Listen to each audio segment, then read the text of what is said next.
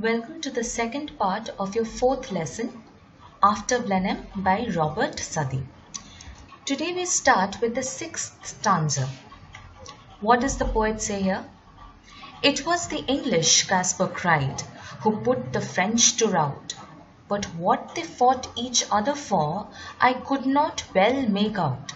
But everybody said, quoth he, that it was a famous victory. Now, the Battle of Blenheim was one of the major battles of the War of Spanish Succession, in which the English had successfully defeated the Franco-Bavarian army. Caspar, look at what he says. He takes great pride in the great victory, but he is unable to tell his grandchildren the reason behind the war. He did not even try to find the purpose behind it. He just chose to know what others told him regarding the war, that it was a famous victory. Now, how do we find this out? Look at the lines here. But everybody said, which means that he does not know personally what were the reasons behind the war being fought. He just claims it to be a famous victory because he was told that it was great, that the war was great, that the war was famous by the state propaganda. So this is where we see how common people were manipulated to think in a certain way. They were made to believe that the war was fought for a good reason. And therefore, when Wilhelm in the previous stanza had asked Caspar with excitement that what was the war fought for, or what were the reason behind the war, Caspar immediately replies with excitement. Look at the first line, Caspar cried, means he said with excitement that it was the English. Look at the kind of excitement that he has in his way of speaking. But at the same time, you also know that this excitement has no reason to support it. He is excited, but he doesn't know why he is so. My father lived at Blenheim then, yon little stream hard by. They burnt his dwelling to the ground, and he was forced to fly. So with his wife and child he fled, nor had he where to rest his head. In this stanza, we observe Caspar recollecting the memories of his past. He is trying to remember what had happened to him when he was a child. He tells the children that his father used to live at Blenheim. The French soldiers, they had burnt homes of several innocent people, among which was his father. This destruction, it forced the people to leave the village and search for a safer place. Caspar's father thus fled. Fled means run away. So Caspar's father, he ran away with his wife and young Caspar in search for shelter, but he was unable to find a home because of the dreadful war. And this made their family homeless. Now, how do we come to know that Caspar was a child back then? Look at the first line. My father lived at Blenheim. My father, which means that his father was the authoritative figure of the family. He was dependent on his father back then, which means Caspar was a young boy. So his father, he used to live at Blenheim when the war had broken out. And where did he live? He lived near the stream. And when the French, they attacked, when the war started, when the French soldiers, they burnt their homes down, they had no other option but to run away. And in the last line it says, nor had he where to rest his head, means they did not even have a place to take shelter. They were absolutely homeless at the end of it. With fire and sword the country round was wasted far and wide, and many a childing mother then and newborn baby died. But things like that, you know, must be at every famous victory. In stanza 8, it highlights the horrific aspects of war. If you look at the first line, with fire and sword the country round. Okay, the symbol of fire and sword, it embodies the evil spirit of human cruelty and destruction. What do these lines say? With fire and sword, the country round was wasted far and wide. Means the soldiers, the French soldiers, they killed and burnt down people's lives, they destroyed people's lives over a vast range of area. And this image of the death of pregnant mothers and newborn babies heightens the idea of ruination of human lives caused by none other than men themselves, as you can see in the third and fourth line. And many a childing mother refers to pregnant women.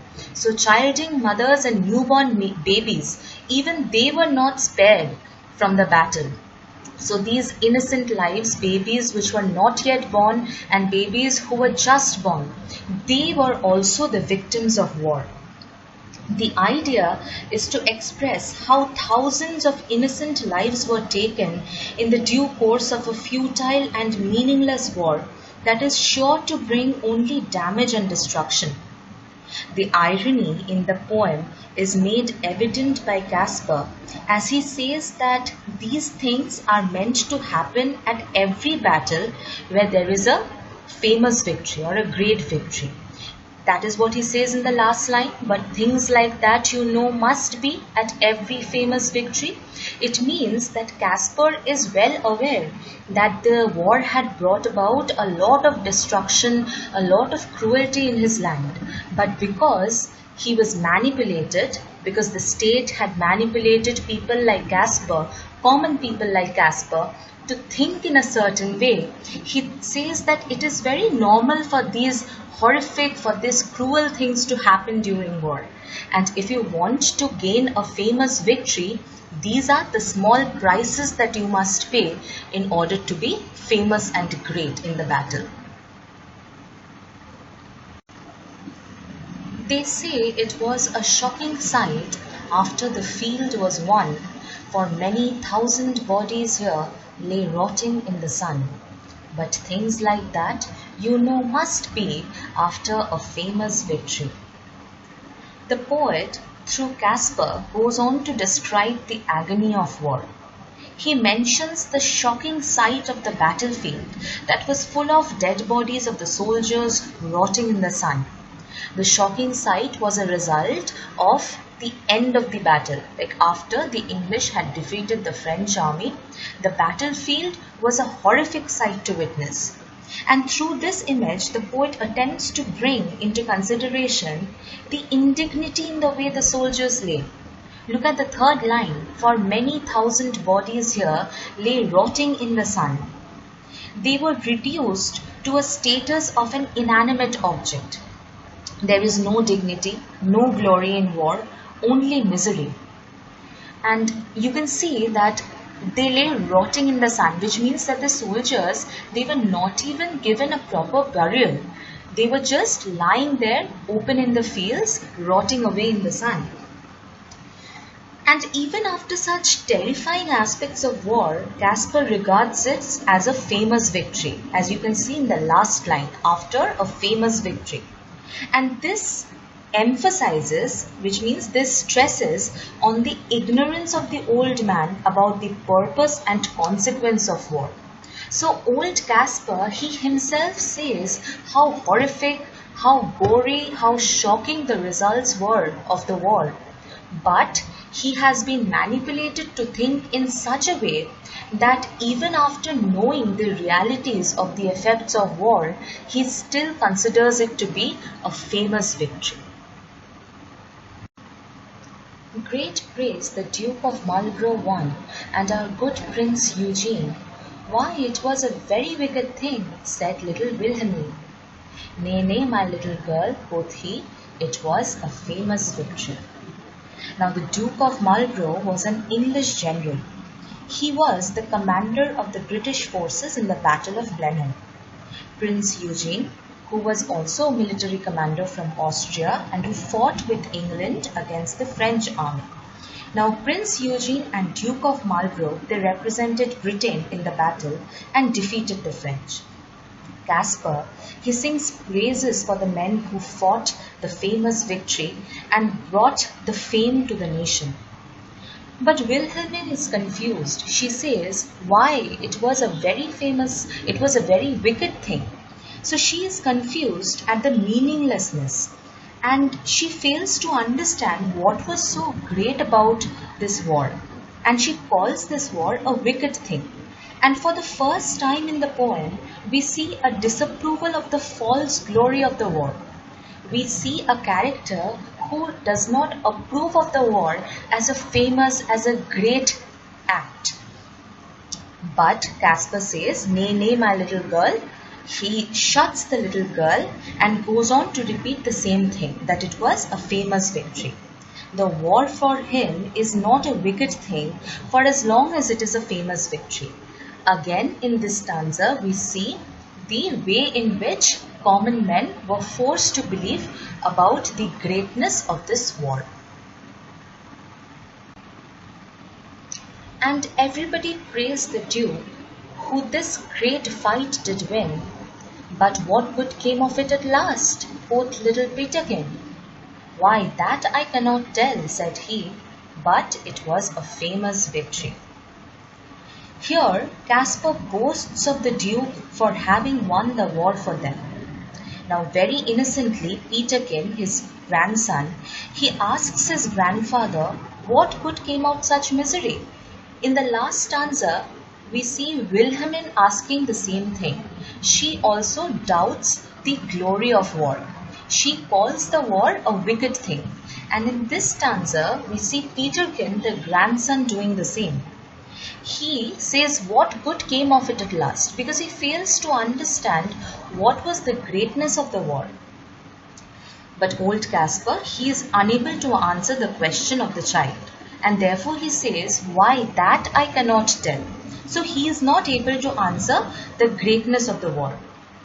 All he can say is that it was a famous victory. Now again, this remark, it heightens the sense of irony in the poem, as in spite of such cruelties and casualties, the old man sticks to his illogical belief that the war had brought victory to them. In this particular slide, you see the different central ideas of the poem. Now the poem conveys the futility of war. Thousands of lives were lost and innocent people and soldiers died. But what is achieved except destruction and death? No one knows why these wars were fought. They just believe whatever they are told. Terrible consequences are part of war. The poem gives us an idea of the real value to men of such famous victories as that of Blenheim, which is just meaningless and useless destruction and loss of human life. It also shows how hollow our romantic ideas are of war. Usually, people had the tendency to romanticize war, to think of war to be a great and meaningful thing. But this poem shows how hollow, how insignificant, how meaningless our notions of war are. We are also shown how common people were brainwashed to believe in a certain way. Here, old Caspar represents a common man. And just like old Caspar was made to believe that the war was something great and famous, many people, like Caspar, were made to believe the same. Now, we also see a very recurrent theme in the poem, which is the curiosity of children and the ignorance of adults. We see in this poem how curious the grandchildren were. Both Peterkin and Wilhelmine, they were very eager to ask old Caspar to describe the war in details, and they showed a lot of enthusiasm to gather knowledge about the significance of war. However, when Caspar tells them about the war which took place in Blenheim, he cannot explain the reason behind why the war was fought. Nor does he seem to be curious about the causes. The children were curious. You can identify curiosity through their questions. But you do not see the same curiosity in Caspar. It never struck him to ask the authorities what were the reasons behind the war taking place. So Caspar lacked that curiosity. He did not have it in him. All that mattered to him was that England had won a glorious victory for them. Now let us have a look at the figures of speech or poetic devices used in the poem. Your first figure of speech is alliteration. Alliteration, as you can remember, is the repetition of consonant sounds. Now in this poem, you will see the use of alliteration in many lines. I have given you one example. In the 5th stanza, the first line, now tell us what it was all about. In this particular line, you see the consonant sound T being repeated, and therefore it's an example of alliteration. Again, in the same stanza, we see with wonder waiting eyes. The consonant sound of W is repeated in this line and again gives us an example of alliteration. In the same way, you will find the use of alliteration in many lines of the poem, which you have to identify on your own. Our second figure of speech is archaism. Archaism means the use of archaic or obsolete words. Means the words which were used in Old English but are not used anymore. For example, the word quoth. Quoth is a word which was used in the earlier times. We do not use the word quoth anymore. We use said. Okay? So quoth is an example of archaism in this poem. Our next poetic device is irony. Now, what is the meaning of irony? Irony is the expression of one's meaning by using language that normally signifies the opposite, which means that you say something but you mean something else. And the most visible irony that you see in this poem is when the poet uses the words famous and great to describe victory.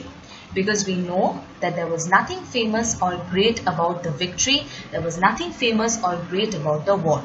So this is where we see the use of irony. Our fourth and final figure of speech is metonymy. Now in simpler terms, metonymy is a figure of speech where one thing is replaced with a word closely associated with it. For example, if we use the word crown to refer to a king. Crown is closely associated with the king, and if we refer to the king by using the word crown, we are using metonymy in this particular way. In this poem, if you look at the line, and by him sported on the green. Here green, the word green, it does not refer to the color green, it refers to the grassland. So green is a word which is closely associated with grassland and is used as a replacement of the word of grassland, and hence we see the use of metonymy in this poem. With this, we come to an end of the second part of your fourth lesson on the poem After Blenheim by Robert Southey. Read the lines of the poem thoroughly. Take notes of the points that were discussed during this video and presentation, and go through reference articles in order to understand the poem better. All the best.